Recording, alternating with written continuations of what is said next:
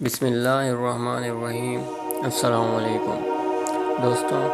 اس video میں ہم آپ کو حضرت لوط علیہ السلام کی قوم کے بارے میں بتائیں گے کہ وہ لوط علیہ السلام کے مہمانوں سے کیا چاہتے تھے،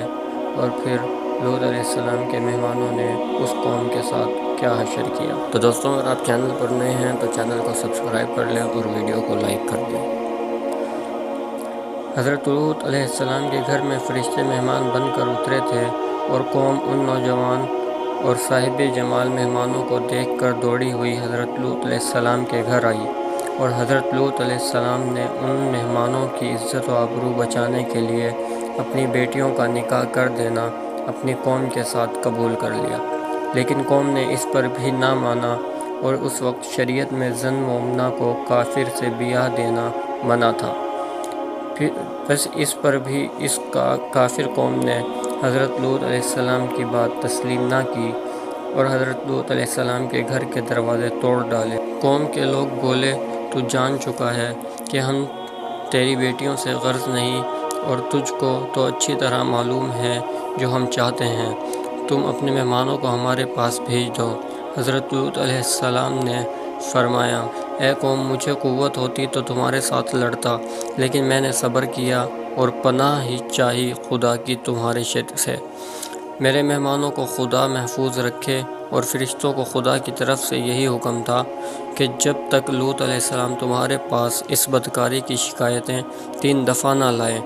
اس وقت تک ہرگز اس قوم سے برائی نہ کرنا، اور نام بھی اپنا مت بتانا۔ جب تک حضرت لوط علیہ السلام نے اپنے آئے مہمانوں سے کہا، میں اپنے اندر اتنی قوت نہیں رکھتا کہ ان کا باقاعدہ مقابلہ کروں اور ان ملعونوں کے شر سے بچوں اور تم کو بھی بچاؤں، اور اس ظالم قوم کو اپنے سے دفع کروں۔ حضرت لوط علیہ السلام نہایت آبدیدہ ہو کر اپنے مہمانوں سے یہ کہہ رہے تھے کہ پھر اس قوم کے لوگوں نے آ کر حضرت لوط علیہ السلام پر بے ادبی سے ہاتھ چلایا، اور ناچار ہو کر حضرت لوط علیہ السلام ان مہمانوں کے پاس ناطاقتی کی صورت میں آئے۔ جب 3 مرتبہ حضرت لوط علیہ السلام نے اپنے مہمانوں سے اپنی قوم کی شکایتیں کی اور پھر شدید آبدیدہ ہو گئے، یہ دیکھ کر مہمانوں نے کہا، اے لوط، ہم بھیجے ہوئے تیرے رب کے، اور یہ لوگ ہرگز نہ پہنچ سکیں گے تجھ تک، سو نکل اپنے گھر سے کچھ رات رہے، اور پھر تم میں سے کوئی شخص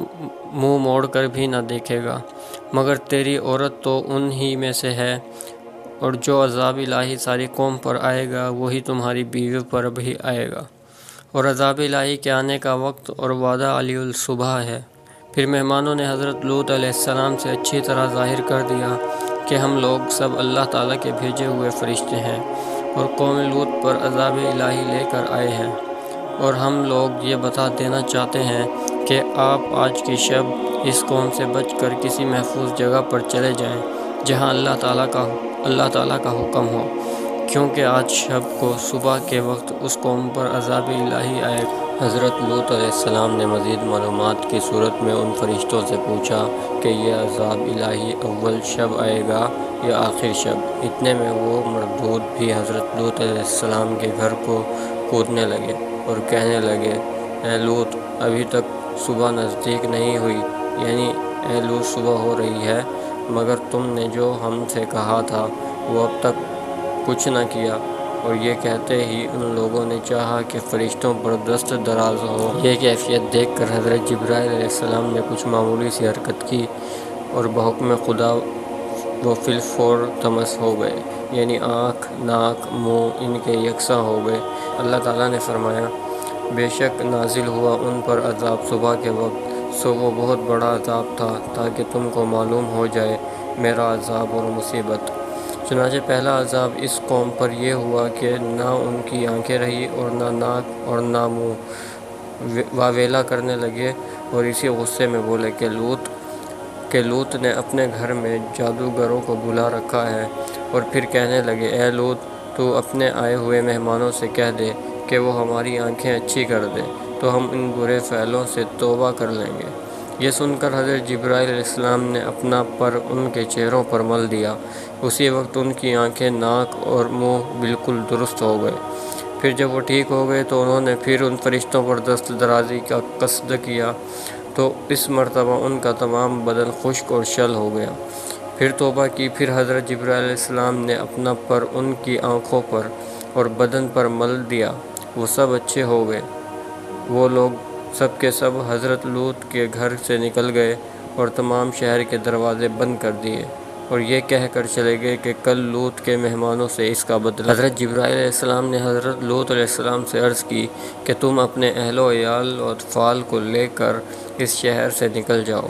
کیونکہ ان مردودوں نے پورے شہر کے دروازے بند کر دیے ہیں۔ پھر حضرت جبرائیل علیہ السلام نے حضرت لوط علیہ السلام کو اہل و عیال کے ساتھ شہر سے نکال کر حضرت ابراہیم خلیل اللہ کے گھر تک پہنچا دیا۔ چونکہ حضرت لوط کی بیوی کافرہ تھی، اس لیے آپ نے اسے چھوڑ دیا اور اپنی بیٹیوں کو لے کر حضرت ابراہیم خلیل اللہ کے گھر داخل ہوئے۔ حضرت ابراہیم علیہ السلام نے حضرت لوط اور ان کے اہل و عیال کو بڑی چاہت سے رکھا۔ اس کے بعد جب آفتاب طلوع ہوا تو خدا کے حکم حضرت جبرائیل علیہ السلام نے اپنا پر زمین کے نیچے دے کر شہرستان لوط کو اس طرح پلٹ دیا کہ ایک پتا درخت کا اور ایک حلقہ دروازے کا نہ ہلا، اور گہوارے بھی بچوں کی لغزش میں نہ آئے۔ بس اس طرح ہوا پر اڑا دیا، اور آواز ان فرشتوں کی حضرت لوط علیہ السلام تک پہنچی، اور پھر اس قوم کفار کی کچھ خبر نہ ملی۔ حضرت ابراہیم علیہ السلام اس کی ہیبت سے بے ہوش ہو گئے۔ اسی وقت حضرت جبرائیل نے آ کر حضرت ابراہیم علیہ السلام کو تسلی دی اور اپنی گود میں لے لیا۔ اللہ تعالیٰ قرآن شریف میں فرماتا ہے،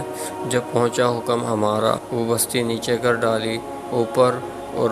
برسائے ہم نے ان پر کنکریاں پتھر کی تہ بتہ۔ حضرت لوط یہ حال دیکھ کر تاسف و زاری کرنے لگے، اور شہر کی طرف نگاہ اٹھا کر دیکھا تو بہت خراب ہو چکا ہے، اور ہر شخص کے گلے میں لعنت کا طوق پڑا ہوا ہے، اور اس طوق پر اس کا نام بھی لکھا ہوا ہے۔